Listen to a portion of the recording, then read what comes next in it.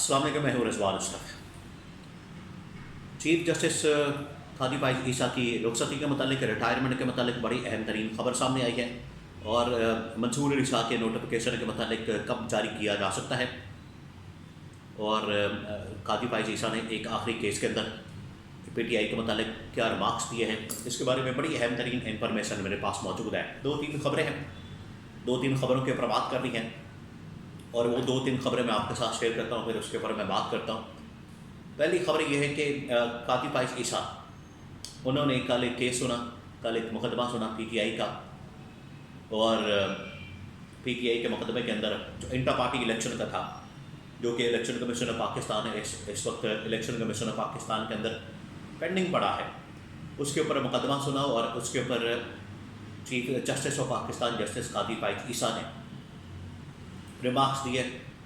کہ یہاں پر ڈھول بجایا جاتا ہے، یہاں پر شور مچایا جاتا ہے، یہاں پر رولا ڈالا جاتا ہے، یہاں پر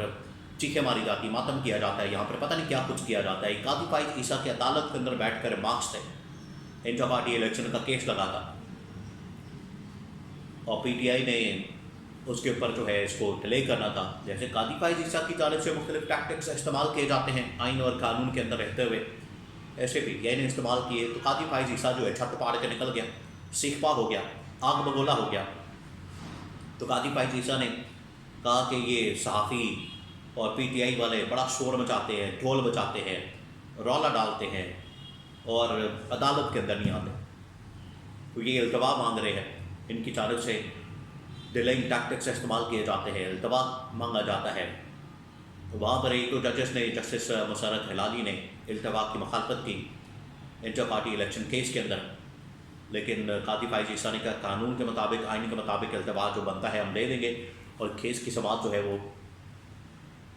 اگلے ہفتے تک ملتوی کر دی انٹر پارٹی الیکشن کی۔ اب قاضی فائز عیسیٰ کے متعلق ایک انتہائی اہم ترین خبر سامنے آئی، اور اس وقت ایک نوٹیفیکیشن، اس وقت ایک جو اعلامیہ ہے سپریم کورٹ پاکستان کا گردش کر رہا ہے، جس کے اندر یہ کہا گیا کہ 25 اکتوبر 2024 کو قاضی فائز عیسیٰ کی رخصتی کے موقع پر فل کورٹ کا اجلاس بلا دیا گیا ہے۔ اس کا مطلب یہ ہے کہ قاضی فائز عیسیٰ نے ذہنی طور پر یہ بات تسلیم کر لی ہے، وہ قائل ہو گئے ہیں، انہوں نے سرنڈر کر دیا ہے، انہوں نے یہ بات تسلیم کر لی ہے کہ 25 اکتوبر ان کا لاسٹ ڈے بطور چیف جسٹس، اس کے بعد وہ ریٹائر ہو جائیں گے، اور فل کورٹ کا اجلاس بلایا ہی اسی مقصد کے لیے جاتا ہے، تاکہ وہاں پر ایک الوداعی فل کورٹ اجلاس بلایا جائے، تقریبات منعقد کی جائیں، اور جو بھی جانے والا چیف جسٹس ہے اس کو الوداع کیا جائے، اس کو ودا کیا جائے، اس کو رخصت کیا جائے، اس کے بارے میں اچھی اچھی باتیں کی جائے۔ حالانکہ ہے تو نہیں کوئی اچھی بات قاضی فائز عیسیٰ کے متعلق، یہ پورا کیریئر، یہ پورا جو ٹائم ڈیوریشن بطور چیف جسٹس جو انہوں نے گزارا ہے، اس کے اندر جو پاکستان کے اندر فسطائیت کا نظام، پاکستان کے اندر نظام انصاف کو جس طریقے سے تباہ و برباد کیا گیا، جس طریقے سے انصاف کی دھجیاں اڑائی گئی، جس طریقے سے انصاف کے پرچے اڑائے گئے، جس طریقے سے انصاف کو تہوبالا کیا گیا، جس طریقے سے انصاف کو ننگا کیا گیا، انصاف کا ریپ کیا گیا، انصاف کا زنا کیا گیا، اس طرح کے بہت سے واقعات ہیں۔ وہاں پر تو ویسے ان واقعات کا ذکر کرنا ضروری ہے، وہاں پر کچھ ججز کریں گے بھی، بات کریں گے، اور وہاں پر ضرور ان کو سنائیں گے باتیں قاضی فائز عیسیٰ، لیکن وہ قاضی فائز عیسیٰ کا آخری دن ہوگا، رخصتی کا دن ہوگا، ان کی چھٹی کا دن ہوگا۔ بطور چیف جسٹس نوٹیفیکیشن اس وقت گردش کر رہا ہے کہ فل کورٹ ایک اجلاس، الوداعی اجلاس طلب کر لیا گیا ہے، جس میں قاضی فائز عیسیٰ کی رخصتی کا فل کورٹ ریفرنس یا فل کورٹ اجلاس جو ہے وہ بلایا گیا۔ اب آ جائیں منصور علی شاہ کے بطور چیف جسٹس نوٹیفیکیشن کے متعلق۔ دیکھیے، حکومت کو اس بات کا اندازہ ہو چکا ہے 90%۔ اب میں آپ کو یہ جو کلیم ہے، دعویٰ ہے،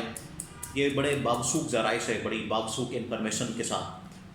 سورسز کے ذریعے سے، بڑے کریڈیبل سورسز کے تھرو کنفرم کر کے یہ میں آپ کو بتا رہا ہوں، انفارمیشن آپ کے ساتھ شیئر کر رہا ہوں کہ 90% اس حکومت کو یقین ہو چکا ہے کہ اگر ان کا پلان کیا ہے، حکومت کا پلان یہ ہے کہ 17 سے 22 اکتوبر کے درمیان، جیسے ہی ایس یو سمٹ ختم ہونا ہے، ایس یو سمٹ جو ہے وہ 14 سے 16 اکتوبر کے درمیان ہے۔ 16 کو ختم ہو جانا، شام کو سب کچھ ویلا ہو جائے گا، سب ویلے ہو جائیں گے، فارغ ہو جائیں گے، فری ہو جائیں گے، اسلام آباد کے اندر ساری پابندیاں، سب کچھ ختم ہو جائے گا۔ 17 کو ان کی کوشش ہے کہ قومی اسمبلی کا اجلاس بلا لیں اور 17 والے دن ہی ٹیبل کر دیں آئینی ترمیم، اور 17-18 1-2 دن کے اندر 4 دن کے اندر جو ہے آئینی ترمیم کو پاس کروا لیں، اور آئینی ترمیم پاس کروانے کے بعد خاطی پائی جیسا کی ایکسٹینشن کر دی جائے۔ لیکن حقیقت یہ ہے کہ اگر یہ بندے پورے کرنے جاتے ہیں، مولانا کو کنونس بھی کر لیتے ہیں، مولانا کو کنونس کرنا اس وقت بہت مشکل ہو چکا ہے،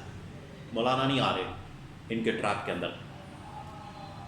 کیونکہ مولانا کو پتہ ہے۔ لیکن مولانا نے ایک بڑی زبردست بات کی سپریم کورٹ کے متعلق، انہوں نے کہا کہ یہ کہہ رہے ہیں بہانہ کیا مارا ان لوگوں نے، پیپلز پارٹی والوں نے، نون لیگ والوں نے، حکومت نے، کہ کیونکہ سپریم کورٹ کے اندر یا عدلیہ کے اندر بہت سے مقدمات ہیں، لاکھوں میں پہنچے ہوئے، پتہ نہیں کتنے 70-80 ہزار ہیں، اس وجہ سے ہم نے ایک نئی آئینی عدالت بنانی ہے۔ تو مولانا فضل الرحمان کی پارٹی نے، جمعیت علماء اسلام نے یہ کہا ہے، انہوں نے یہ انکشاف کیا، موقف اپنایا کہ ٹوٹل جو مقدمات ہیں آئینی معاملات کے متعلق وہ تقریباً 200 مقدمات ہیں، باقی تو سارے سول مقدمات ہیں یا عام شہریوں کے معاملات ہیں، عام شہریوں کے مقدمات ہیں۔ تو 200 مقدمات کے لیے جو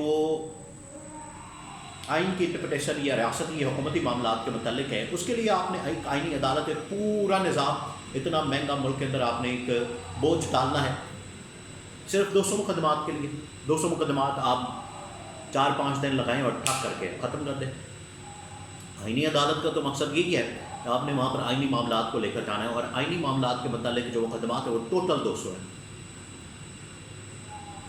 تو یہ جمعیت علماء اسلام نے ان کو شرم دلائی ہے کہ بے شرمی کی حد ہے کہ 200 مقدمات کے لیے آپ یہ پورا ڈھونگ رچا رہے ہیں، ڈرامہ کر رہے ہیں، اور کبھی چارٹر آف ڈیموکریسی ہو، کبھی فلانے کے اندر چارٹر آف ڈیموکریسی، جس مقصد کے لیے کیا گیا تھا وہ یہ تھا کہ مکمکا کر کے، مل ملا کے، نورا کشتی کر کے، ادھر تم ادھر ہم ادھر، اقتدار بانٹ کے، بندر بانٹ کر کے، یہ ہے چارٹر آف ڈیموکریسی کہ بچوں کھائی جو تو رالا پائی جاؤ۔ چارٹر آف ڈیموکریسی کی مثالیں دیتے ہیں۔ اس وقت جب مشرف برسر اقتدار تھا تو ادھر بے نظیر بھٹو مشرف کے ساتھ ڈیل کر رہی تھی، اور نواز شریف جو ہے وہ جنرل کیانی کے ساتھ ڈیل کر رہا تھا۔ تو اس طرح سے مکمکا کر کے اسٹیبلشمنٹ، اس کے اندر لکھا ہوا کہ اسٹیبلشمنٹ کے ساتھ ہم نے تعلق نہیں رکھنا پھر۔ تو ٹھیک ہے، 1 سال بعد، 6 مہینے بعد اسٹیبلشمنٹ کے ساتھ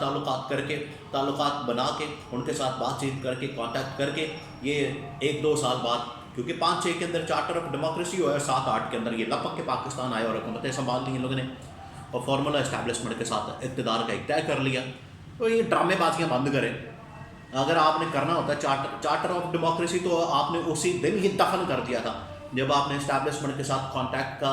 نہ کرنے کا وعدہ کیا، اس کے اندر لکھا، اس کے پر دستخط کیے، سائن کیے، انگوٹھے مارے،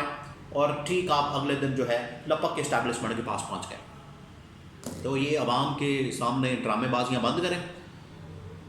اور جسٹس منصور علی شاہ کا نوٹیفکیشن آپ کو نکالنا پڑے گا، اور اگلے ہفتے کسی وقت بھی جسٹس منصور علی شاہ کا نوٹیفکیشن میں آپ کو خبر دے رہا ہوں کہ نکل سکتا ہے۔